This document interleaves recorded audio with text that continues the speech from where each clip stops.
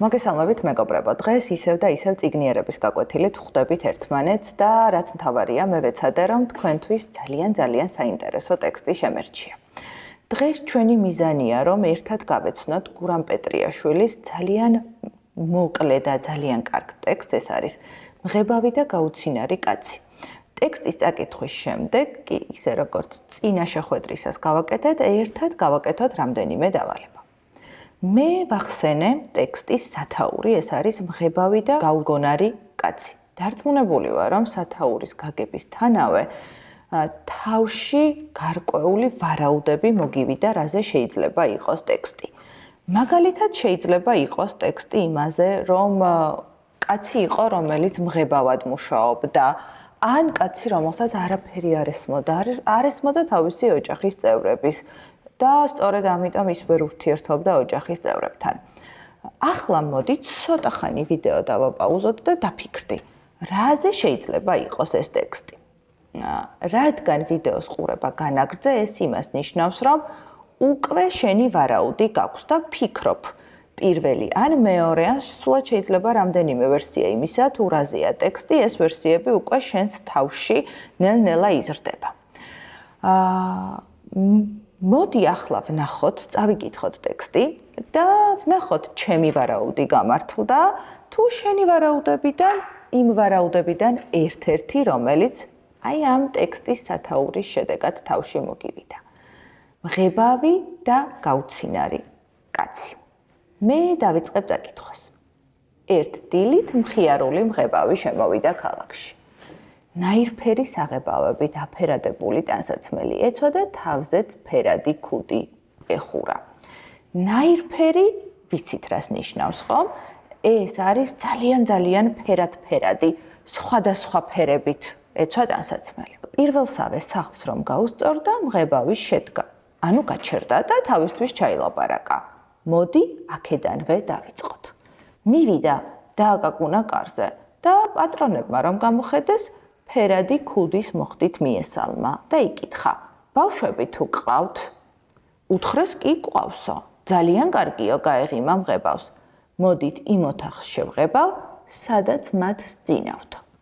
გადმოიღო ქუდი, ახადა ყუთს, სახურავი და ამოიღო საღებავებიანი ქილები და ფუნჯები. შეიტანა ყველაფერი ოთახში და ჩაკეტა კარი. საინტერესოა, რა ფერის საღებავები შეიტანა მღებავმა კაცმა ოთახში და ნეტა რა ფერად გადაწყვიტა, რომ შეეღება ოთახი. მოდი დავფიქრდეთ კიდევ ერთხელ. შენთან რომ მოსულიყო მღებავი კაცი ოთახის შესაღებად, რა ფერებს აირჩევდი? და რა თქმა უნდა, ტექსტის ბოლოს შენ მიერ შერჩეული ფერების ამბავიც განვიხილოთ. კარი ჩაკეტა. საღამომდე ისმოდა ოთახიდან მისი ღიღინი. საღამოს კი გამოვიდა მღებავი, ერთიც გაუღიმა ყველას და ოთახში მიიპატიჟა, მობძანდითო. ბავშვებს დედა მამა შეყვა. გადააბიჯეს ზღურბლს. ზღურბლი არის იგივე კარი და იქვე გაჩერდნენ. შენი აზრით რა შეიძლებოდა დაეხატა მღებავს ისეთი, რომ მშობლები ადგილზევე გაჩერდნენ. ჩვენ ხო ადგილზე მაშინ ჩერდებით, როცა რაღაცა ძალიან სასიამოვნოს ვხედავთ, ან ვიგებთ, ან პირიქით, როცა ძალიან უსიამოვნოს. მოდი ვნახოთ. თითქოს გამქრალიყო ოთახი და აყვავებული ბაღებით სავცე სივრცის შუაგულში იდგა ბავშვებისაწოლები. გორაკებზე თეთრად ყვაოდნენ დიდი ხეები და ტბის პირას ძალიან ბევრი ბუჩქი იყო გაშლილი. ყველაფერი თითქოს აყვავებულიყო.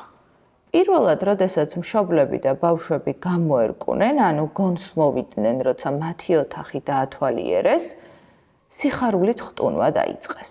მეორე დილით მღებავი კვლავ დაბრუნდა ქალაქში ისევ და ისევ ღიღინით და ახლა უკვე მთელი ქალაქის ბავშვებს მოუხადა ოთახი.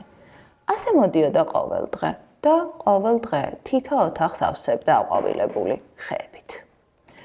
და ხალისიანები გახდნენ მთელი ქალაქის ბავშვები, სულ მხიარულად დახტოდნენ და მღეროდნენ და ავადაც აღარავინ აღარ გამხდარა.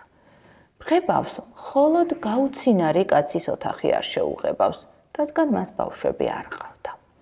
ამ კაცს გაუცინარი იმიტომ ერქვა, რომ თავის თავს ბრძენად თვლიდა და ფიქრობდა.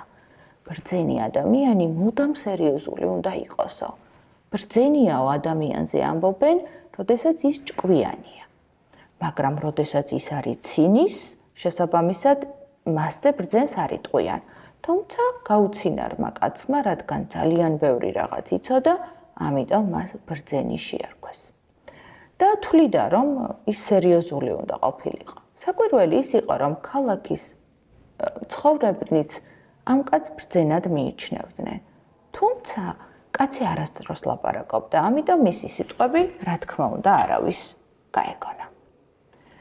როდესაც კაცს ქუჩაში გამოსულს დაინახავდნენ მეზობლები, ისინი აუცილებლად შეწყვეტდნენ სიცილსაც და საუბარსაც და ამბობდნენ, ბრძენი მოდის და მოდი ჩვენც სერიოზულად მოვიქცეთო. კაცი კი ეუბნებოდა, როცა იქნება თქვენც მოგაჭკვიანებთ, თქვენც მიხვდებით, რომ სიცილი საერთოდ სისულელეა და ყველანი ჩემნაირები გახდებით. როგორ ფიქრობთ? საინტერესოა შენი აზრი. შეძლებდა კაცი, რომ ქალაქში ადამიანებისთვის სიცილი დაევიწყებინა? თუ პირიქით თვითონ გაიცინებდა ბოლოს და თვითონ შეძლებდა სიცილს. მე რატომღაც ვფიქრობ, რომ მღებავი, რომელიც მას ოთახს მოუხატავდა, ეს კაცში პირველ ღიმილს გამოიწვევდა. მაგრამ მოდი გავაგრძელოთ. ამ ბოლო დროს, რომ გაცილებით უფრო ხშირად ისმოდა ბავშვების სიცილი. ქალაქში ეს არ გამოპარვია გაუცინარ კაცს. სულ ფიქრობდა, რისი ბრალია და აი ახლა როგორღაც იგრძნო, რომ ეს თავიდან ფეხებამდე საღებავში ამოსვლილი, არასერიოზული. კაცი იყო ყველაფერში დამნაშავე. გაუცინარმა კაცმა მშობლებისგან გაიგო, რომ მღებავი დადიოდა და ქალაქში ბავშვების ოთახებს ღებავდა. ამაზე ძალიან გაბრაზდა და მშობლებს სთხოვა, რომ კაცი აღარ შეეშვათ სახლში და ის ჩიტები, რომლებსაც მღებავი ოთახებში ხატავდა და შემდეგ ისინი ცოცხლდებოდნენ, ეს ჩიტები დაეჭირათ და მასთან მიიყვანათ. იმავე ღამით ყველა მშობელი დაუდარაჯდა. ეს იმას ნიშნავს, რომ ჩიტის დაჭერა უნდოდათ. და როგორც კი ჩიტებმა ბუჩქებზე შეიფრთხიალეს, ანუ გამოძრავდნენ, მაშინვე სტაცეს ხელი და ჩასვეს გალიებში. დილით კი ჩიტები გაუცინარ კაცს მიიყვანეს. უცებ ყველა გალიაში ჩიტები ერთდროულად აფართხალდნენ. კაცის სახლი მოსწყდა მიწას და ჰაერში აფრინდა. დაღამდა. ახლა ბნელში მიფრინავდნენ. ბოლოს გაუცინარმა კაცმა გააღო ერთი გალია და თითო-თითოდ გაუშვა ჩიტები. შემდეგ მეორე გალია, შემდეგ მესამე და ჩიტები სრულად გაათავისუფლა. იგრძნო, რომ სახლი თანდათან მიწაზე ეშვებოდა და შვებით ამოისუნთქა. მერე კი გაიფიქრა, მე ხომ ახლაცაში ვიფრინე. წარმოიდგინა, რა სანახავი იქნებოდა, თან ჰაერში რომ ვიფრინავდა და თან გაუცინარი იყო და არ იცინოდა, იჯდა მოწყენილი და თვითჩამოშვებული და უცებ სიცილი აუტყდა. ხო, ძალიან გემრიელად იცინოდა და აი ასე, მღებავმა კაცმა საბოლოოდ მისი გაცინება შეძლო. აქ უნდა ვთქვათ, რომ თუ კაცი თავის თავზე ერთხელ მაინც გაიცინებს გულიანად, მერე ის აღარ ეცდება, რომ სერიოზული სახით იაროს. ამიტომ ძალიან მნიშვნელოვანია, რომ ძალიან ბევრჯერ ვიცინოთ დღის განმავლობაში. იმიტომ რომ სიცილი გვეხმარება მხიარულად ცხოვრებაში. მხიარულად ცხოვრებაზე საინტერესო კი ჯერჯერობით მე არაფერი არ მეგულება. ახლა მაინტერესებს, გამართლდა თუ არა შენი ვარაუდი? ნუ, ჩემი ვარაუდი ცოტათი გამართლდა, იმიტომ რომ მღებავი კაცი ნამდვილად იყო ტექსტში. თუმცა მე არ ვიცოდი თუ ის ოთახებს შეღებავდა თანაც ბავშვების. საინტერესოა და დარწმუნებული ვარ, რომ შენს ვარაუდს აუცილებლად დაემთხვეოდა ტექსტის შინაარსი. ახლა კი მოდი დავაკვირდეთ ეკრანს და ერთად ვუპასუხოთ შეკითხვას. რა შეიცვალა ქალაქში მაშინ, როდესაც მღებავი გამოჩნდა? A. ბავშვები აღარ თამაშობდნენ. B. ბავშვები მშობლებს აღარ უჯერებდნენ. G. ბავშვები აღარ მხიარულობდნენ და D. ბავშვები აღარ ავადმყოფობდნენ. მე მგონი პირველი სამი პასუხი ამ შემთხვევაში ნამდვილად ვიცით, რომ არასწორია, იმიტომ რომ ღებავმა კაცმა ქალაქში ძალიან დიდი მხიარულება შემოიტანა. და სწორი პასუხია D. ხომ ეს ტექსტშიც წავიკითხეთ. ღებავი კაცის გამოჩენის შემდეგ ბავშვები აღარ ავადმყოფობდნენ. ახლა მოდი გადავიდეთ შემდეგზე. ტექსტში ძალიან ბევრი საინტერესო ფრაზა შეგვხვდა. ახლა ეკრანზე შენ ხედავ ერთ-ერთ საინტერესო ფრაზას. და ეს ფრაზა ასეთი: გაუცინარი კაცი გემრიელად იცინოდა. გემრიელი საჭმელი დარწმუნებული ვარ, რომ ბევრჯერ გაგისინჯავს, მაგრამ როგორ ფიქრობ, რას ნიშნავს ეს ფრაზა? გულიანი კაცი ხმადაბლა იცინოდა, გაუცინარი კაცი გულიანად იცინოდა, სერიოზული კაცი ხმამაღლა იცინოდა, გაუცინარი კაცი ჩუმად ქირქილებდა. ქირქილებდა არ იგივე ჩურჩულებდა. და გემრიელად იცინოდა, ანუ როგორც საჭმელია გემრიელი და გიყვარს, დარწმუნებული ვარ, გემრიელი საჭმელი, ანუ პასუხი არის G და დამეთანხმები, რომ სერიოზული კაცი ხმამაღლა იცინოდა. ახლა მოდი გავაგრძელოთ და მიუხედავად იმისა, რომ როდესაც მე ტექსტს ვკითხულობდი, ვცდილობდი, რომ ყველა უცხო სიტყვა განმემარტა, მაინც ვფიქრობ, რომ მნიშვნელოვანია ერთად განმარტოთ სიტყვები.